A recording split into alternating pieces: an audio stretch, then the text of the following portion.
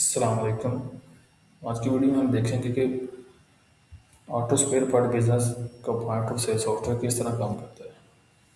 तो सबसे पहले डैशबोर्ड शो हो रहा है। मैं एक शॉर्ट इंट्रो दूंगा इसका।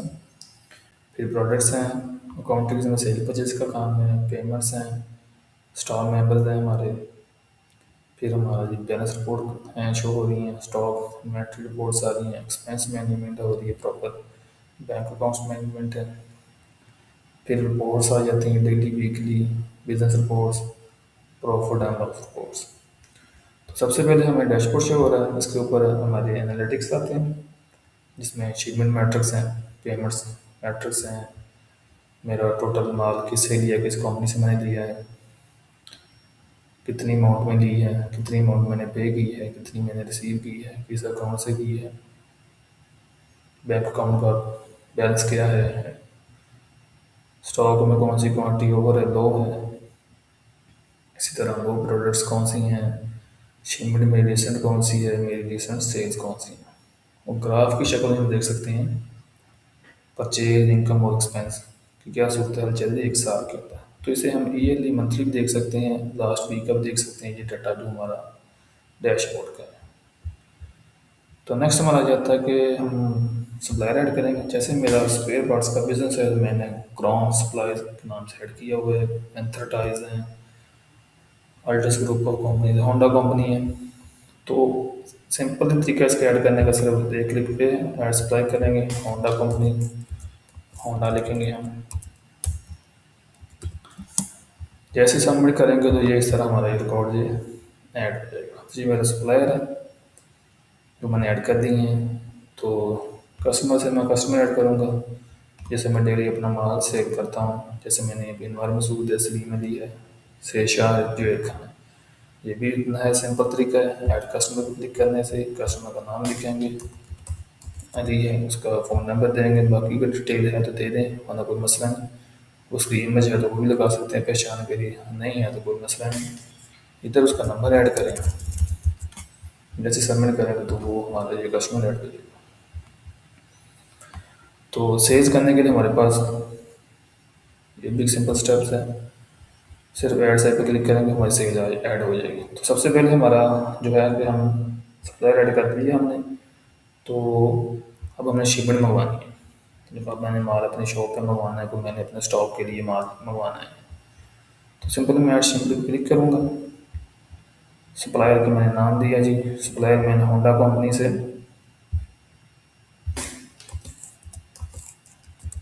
ये टाइटल है जो हम अपनी पहचान के लिख सकते हैं। होंडा कंपनी से मैंने जी आज की तारीख में माल मंगवाया है, क्या मंगवाया मैंने। तो ये जो हमें शो हो रहे हैं हेड्स, तो ये हम ऐड करेंगे प्रोडक्ट्स में जाके। तो इधर से सिंपल पहले मैंने कैटेगरी ऐड की है कि मेरी कौन कौन से स्पेयर पार्ट्स की कैटेगरीज हैं, टायर्स हैं, ब्रेक्स है, इंजन ऑयल है, चैन कवर है, सर्विसेज हैं, फिल्टर है। तो प्रोडक्ट कैटेगरी ऐड करने के लिए सिर्फ मैं सिंपल नाम ऐड करूँगा, सबमिट करूँगा, प्रोडक्ट कैटेगरी ऐड हो जाएगी। फिर मैंने ब्रांड्स ऐड किए हैं अपनी प्रोडक्ट्स के, पैंथर टायर्स हैं, रोड प्रिंस स्पेयर पार्ट्स हैं, क्रॉन के हैं, होंडा के हैं। तो फिर मैंने प्रोडक्ट्स ऐड किए हैं जिसमें मेरी होंडा इंजन ऑयल है, चैन कवर्स हैं, ब्रेक पैड्स हैं, ये होंडा के हैं जी, एयर फिल्टर है, क्राउन के हैं जी, फ्रंट टायर पैंथर का है, सर्विसेज है। तो सिंपल मैं कैसे प्रोडक्ट्स हेड्स ऐड करूँगा, मैंने इधर नाम लिखा, मैंने इधर लिया जी एयर फिल्टर, ऑयल फिल्टर,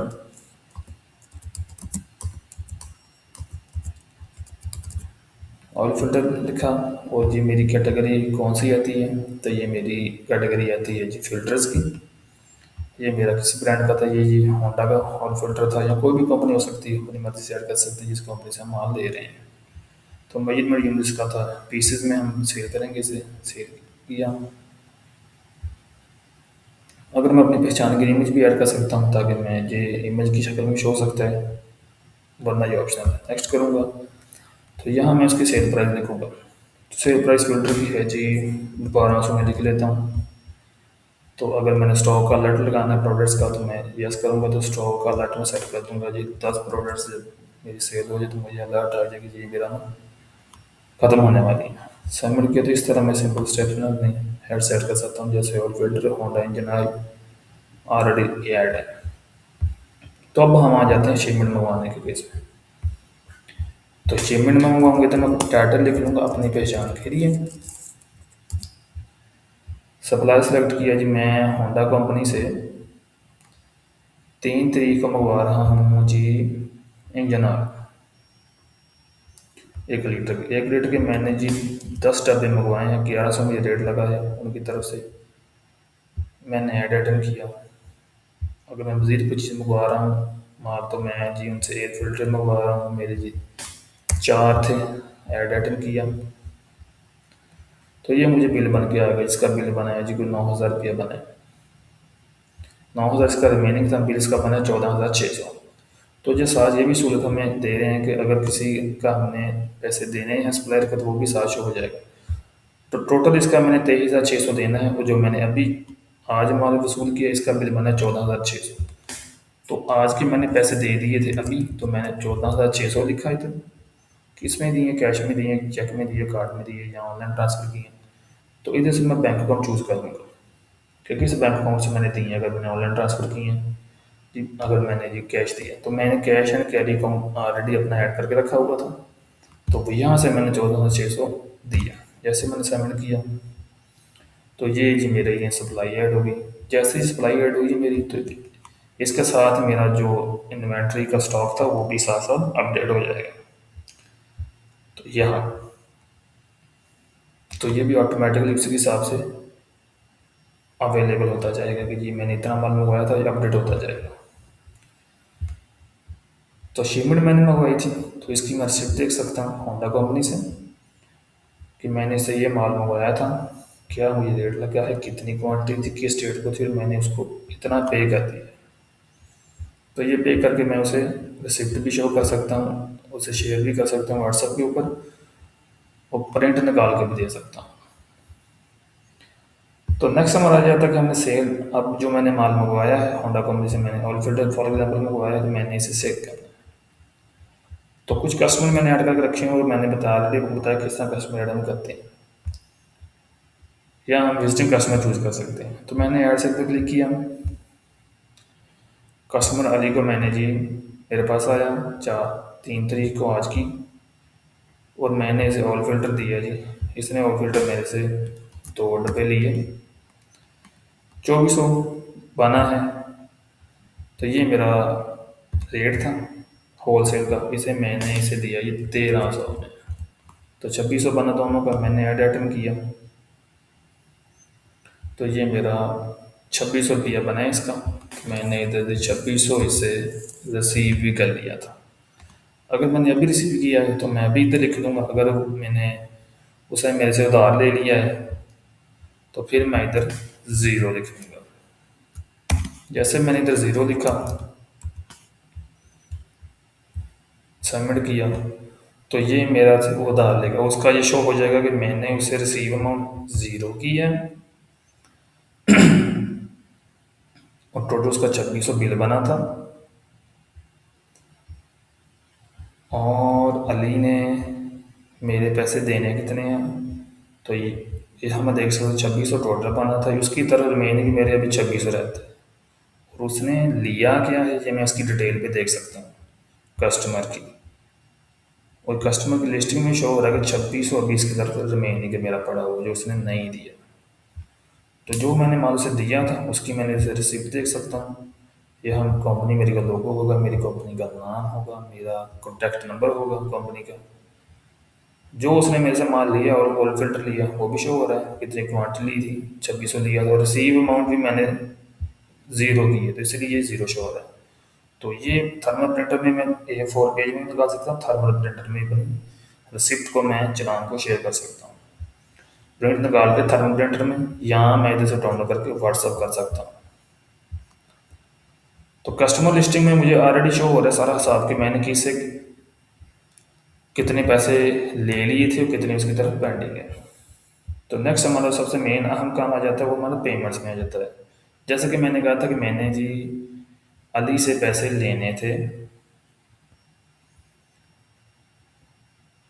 तो अगर मैंने उसे रिसीव कर लिए, जैसे मैं ऐड पेमेंट पर क्लिक करूँगा तो मैंने कस्टमर चूज़ किया जी अली, तो ऑटोमेटिकली सिस्टम ने निकाल के हमने इसे 26 रुपया लेना है अभी से। तो अगर मैं प्योर कस्टमर चूज कर सलीम अली से 500 लेना है मैंने, और शेर शाह से मैंने 400 लेना है। और अगर मैंने किसी सप्लायर को पेमेंट देनी है, मैंने उसे उधार किया हुआ था, तो जैसे मैं सप्लायर चूज़ करूँगा, मैंने जी क्राउन सप्लायर को सेलेक्ट किया तो मुझे ये ऑटोमेटिकली सिस्टम ने बता दिया कि 5,000 रुपया मैंने क्राउन सप्लायर का भी देना है। तो उसकी तरफ मेरा रिमेनिंग पड़ा है।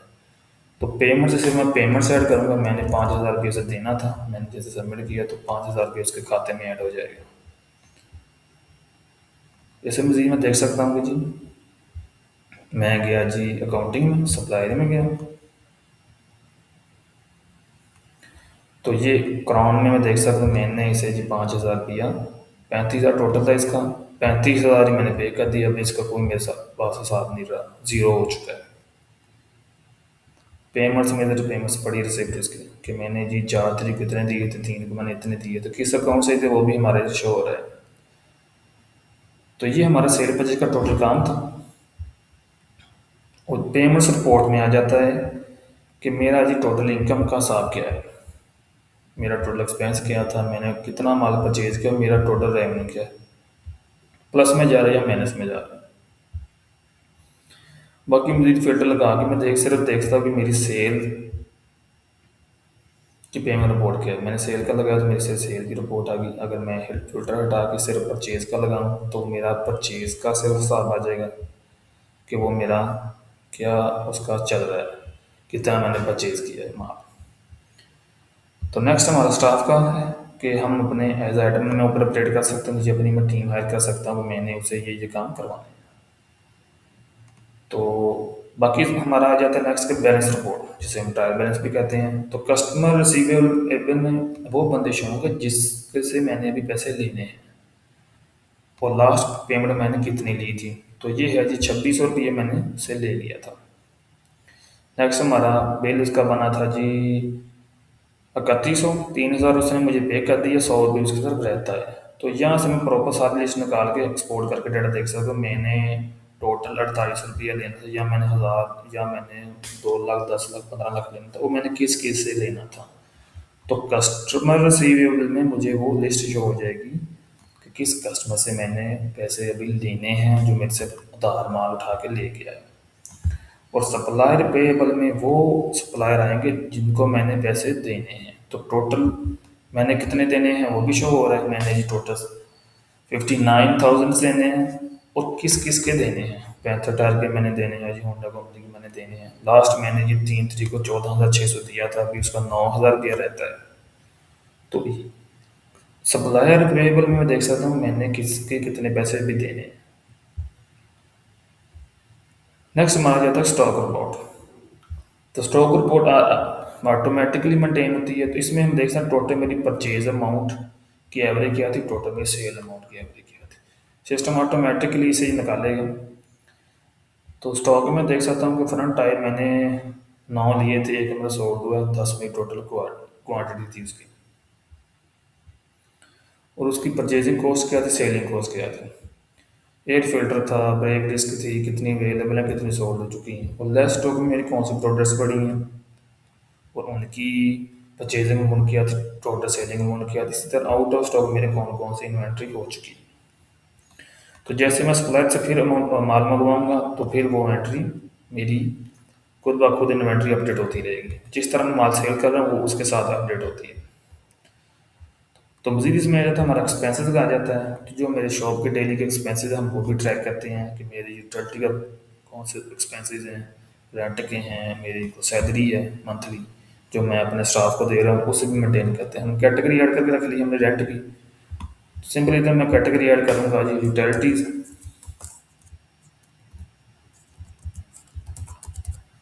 तो सबमिट करते हैं मेरी एक्सपेंस कैटेगरी ऐड हो जाएगी। और एक्सपेंस ऐड करना है मैंने, तो मैं इसे ऐड एक्सपेंस इधर टाइटल दूंगा जी मेरी कुछ चाय का बिल बना था, टी बिल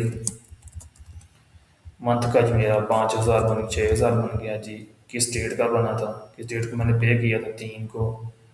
कैटेगरी उसकी थी यूटिलिटी थी, किस अकाउंट से पे किया मैंने जी, कैश एंड कैरी अकाउंट से पे किया, और सबमिट कर दिया। तो ये मुझे वो शो भी कर रहा है कि 9,000 रुपया मेरा अब तक का एक्सपेंस बना है। मज़ीद इसमें मैं बैंक अकाउंट्स भी ऐड कर सकता हूँ। मैं जैसे अपना नया बैंक अकाउंट भी ऐड कर सकता हूँ। ये कैश एंड कैरी अकाउंट मैंने ऑलरेडी ऐड करके रखा हुआ था, तो इसकी मैं हिस्ट्री भी देख सकता हूँ कि अभी मेरा टोटल बैलेंस कितना था, प्लस में जा रहा है या माइनस में जा रहा है। अगर प्लस में जा रहा है तो कितना प्लस में, अगर माइनस में कितना माइनस में। और यहाँ मैं देख सकता हूँ कि इस बैंक अकाउंट के थ्रू मैंने कौन कौन सी पेमेंट रिकवरी की है, इसमें किस डेट को की, किससे की है। अगर मैंने कोई एक्सपेंस किए हैं, किस डेट को किए हैं, किससे किए हैं। तो यहाँ मेरे अकाउंट की हिस्ट्री भी मेंटेन हो रही है, डेबिट कितने पैसे हुए, क्रेडिट कितने पैसे हुए। तो नेक्स्ट हमारा आ जाता है इसमें रिपोर्ट्स का। तो रिपोर्ट्स में हम डेली रिपोर्ट देख सकते हैं बिजनेस की, वीकली, मंथली, ईयरली रिपोर्ट देख सकते हैं। और इसमें परचेज रिपोर्ट अलग से, सेल रिपोर्ट अलग से, एक्सपेंस रिपोर्ट अलग से, बिजनेस रिपोर्ट अलग से, टू डे रिपोर्ट अलग से, डेली की। टू डे रिपोर्ट में देख सकता हूँ मैंने जी आज कौन कौन सा माल मैंने अगर किसी कंपनी सप्लाई से लिया है तो कौन सा लिया, कितनी पेमेंट उसे की थी। इसी तरह अगर मैंने किसी को सेल की तो कितना उसमें मैंने सेल किया। टू आज के दिन में ओपनिंग में बैलेंस क्या था, क्लोजिंग बैलेंस क्या था। तो बिजनेस रिपोर्ट में देख सकता हूँ मेरे बिजनेस की सूरत क्या चल रही है, कितने पैसे डेबिट हुए, कितने क्रेडिट हुए हैं। अगर मैं फिल्टर लगा के देखना चाहता एक साल के भी मैं देख सकता हूँ। सिर्फ मैं सेल रिपोर्ट ही देखनी है या परचेज रिपोर्ट देखनी, वो भी फिल्टर लगा के मैं देख सकता हूँ। अगर मैंने आखिरी साल के देखने हैं, अगर मैंने आज की देखनी है, लास्ट 7 डे के देखने हैं, करंट वीक के देखने, तो हर तरह का फिल्टर लगा के मैं अपनी रिपोर्ट जो जनरेट कर सकता हूँ। इसी तरह सेल रिपोर्ट में भी और परचेज रिपोर्ट में भी। मजीद से हमारा आ जाता है कि प्रॉफिट एंड लॉस रिपोर्ट, जिसमें हम अपने बिजनेस की वर्थ शो करते हैं। ओवरऑल सेल अमाउंट मेरी 17,500 हुई थी, परचेज अमाउंट मेरा इतना माल हुआ था, मेरा एक्सपेंस हुआ है 9,000 के। अभी मेरी प्रॉफिट एंड लॉस में 2,70,000 में कुछ एवरेज चल रही है। तो ये मैं डेट में भी दे सकता हूँ, मेरी last month profit and loss report गया थी, अब मेरा क्या सिनेरियो चल रहा है। तो मैं उम्मीद करता हूँ ये वीडियो आपके लिए बहुत हेल्पफुल रही होगी। और ये हमारा सॉफ्टवेयर है भी, ये सारा ऑनलाइन है, तो ये मोबाइल में भी इस्तेमाल कर सकते हैं आप, लैपटॉप में भी, दुनिया में कहीं भी एक्सेस कर सकते हैं। तो उम्मीद करता हूँ कि आपको प्रॉपर्ली समझ आया होगा कि किस तरह ये हमारा सॉफ्टवेयर काम करता है। तो बहुत बहुत शुक्रिया आपका पूरी वीडियो देखने का। खुदा हाफिज़।